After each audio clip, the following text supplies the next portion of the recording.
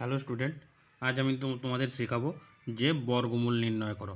বর্গমূল কি করে নির্ণয় করতে হয়। তাহলে বর্গমূল হলো আমরা সাধারণত বর্গমূল করতে হলে আমাদের বর্গমূলের একটা সিম্বল আছে, তার সম্পর্কে জানতে হবে। এই যে সিম্বলটা, এটা হচ্ছে আমাদের একটা বর্গমূলের চিহ্ন।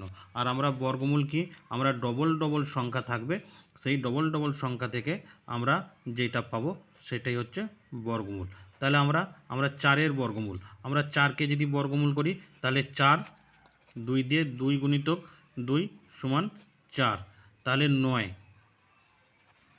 9 9-এর যদি বর্গমূল করি 3 গুণিতক 3 সমান হচ্ছে 9। 66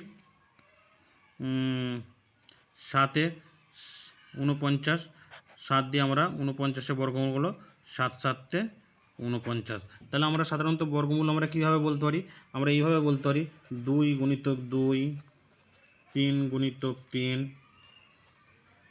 4 গুণিতক 4, 5 গুণিতক 5। তাহলে ডবল ডবল আমরা এখানে দেখো, আমরা সবসময় ডবল ডবল পাচ্ছি। তাহলে বর্গমূল করলে আমরা ডবল ডবল পাবো। ডবল ডবল সংখ্যা দিয়ে আমাদের ভাগ করতে হয়, সেটাই হচ্ছে আমাদের বর্গমূল। এবার ধরো 124, 121, 121-এর আমরা বর্গমূল করব। তাহলে 121-এর যদি বর্গমূল করি আমাদের যখনই আমাদের দুটোর বেশি সংখ্যা চলে আসবে তখনই আমাদের জোড়া জোড়া সংখ্যা নিতে হবে। তাহলে মাথার উপরে আমরা দিলাম একটা, এই দুটো সংখ্যা নিলাম আর এটা একা পড়ে রইলো। তাহলে আমরা ডান দিক থেকে আমরা দিয়ে যাব। তাহলে ডান দিকের মাথা আমি জুড়ে দিলাম, ডান দিকের মাথা দুটো দিয়ে দিলাম, তারপরে দেখি সিঙ্গেল 1 রয়েছে, তাহলে একে আমরা ভাগ করব।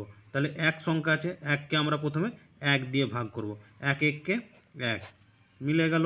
তাহলে এই যে আমি যেটা পেলাম ভাগফল, যেটা আমি পাচ্ছি সেইটাকে আমি এবার নিচে আমি ডবল করে দেবো। তাহলে ডবল করলে 1 1 কত 2।